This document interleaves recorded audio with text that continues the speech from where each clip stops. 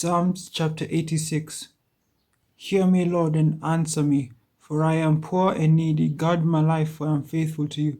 Save your servant who trusts in you. You are my God, have mercy on me, Lord, for I call to you all day long. Bring joy to your servant, Lord, for I put my trust in you. You, Lord, are forgiving and good, abounding in love to all who call you. Hear my prayer, Lord, listen to my cry for mercy. When I am distressed, I call to you because you answer me. 1 Samuel 17. A champion named Goliath, who was from Gath, came out of the Philistine camp. His height was 6 cubits and a span, and he had a bronze helmet on his head, wore a coat of scale armor. Goliath stood and shouted to the ranks of Israel, "Why do you come out and line up for battle? Am I not a Philistine? And are you not the servants of Saul? Choose a man and have him come down to me." For 45 days the Philistine came forward every morning and evening and took his stand. Now Jesse said to his son David, "Take this ephah of roasted grain and these 10 loaves of bread for your brothers and hurry to their camp." David then asked the men standing near him, "What will be done for the man who kills this Philistine and removes this disgrace from Israel?" When Eliab, David's oldest brother, heard him speaking with the men, he burned with anger at him and asked, "Why have you come down here? With whom did you leave those few sheep in the wilderness? I know how conceited you are and how wicked your heart is. You came down only to watch the battle." "Now what have I done?" said David. "Can't I even speak?" He then turned away to someone else and brought up the same matter. The men answered him as before. What David said was overheard and reported to Saul, and Saul sent for him. Saul replied, "You are not able to go out against this Philistine and fight him. You are only a young man, and he has been a warrior from his youth."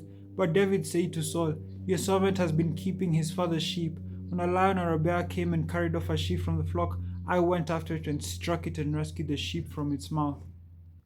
Your servant has killed both the lion and the bear. This uncircumcised Philistine will be like one of them, because he has defied the armies of the living God.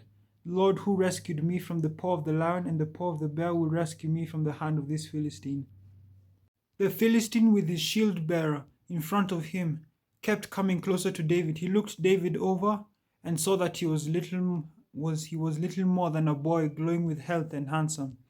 And he despised him. He said to David, "Am I a dog that you come at me with sticks?" And the Philistine cursed David by his gods. "Come here," and he said, "and I'll give your flesh to the birds and the wild animals."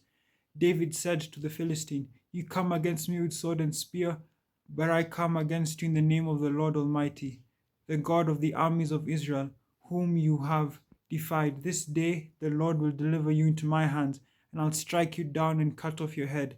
This very day I will give the carcasses of the Philistine army to the birds and the wild animals, and the whole world will know that there is a God in Israel. All those who gathered here will know that it is not by sword or spear that the Lord saves, for the battle is the Lord's, and he will give all of you into our hands." So David triumphed over the Philistine with a sling and a stone. Without a sword in his hand, he struck down the Philistine and killed him. David is my favorite person in the Bible. I look up to him the most in terms of his belief in God, his trust, his fearlessness, how in the whole nation was afraid of this giant, yet that boy stood up and went against that giant, not even with armor or anything, just with the slingshot stones, but a heart so strong in belief in God that he knew he'd win. No matter how big Goliath was, David knew he'd win because of how much faith and trust he had in God. That also comes with having a good relationship with him. First, having a deep relationship, good relationship with God. He used to sing songs to him at night alone, which helped him grow closer with God, and is a very big reason why David trusts and loves God so much. And he's my favorite role model. I look up to him so much. Just picture yourself in his shoes. This giant is challenging your your entire nation, yet no one, no, everyone is afraid of him. Everyone is afraid of him because of how big. Even the strongest men wouldn't didn't volunteer to go up against Goliath. And yet you're a small boy. Your job is taking care of sheep, and you decide and you believe that God will protect you and give you victory and help you defeat this giant. Just put yourself in his shoes. Having that kind of trust is so rare to find, but it comes with having a very good relationship with God.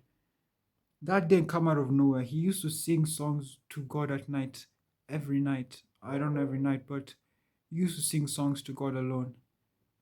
And that contributed to him growing closer to God. What I take away from this is just knowing that there's nothing I cannot do if I go with God.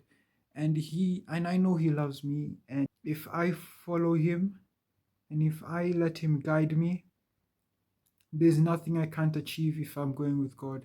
And there's no one who can stop me achieving that. That's what I take, and I try to be like David. I try to have unrealistic and sometimes delusional goals, but I know if I'm with God, there's nothing I can do. It's that simple. That's what I take away, and I hope whoever's watching this also takes that away. Yeah, bye.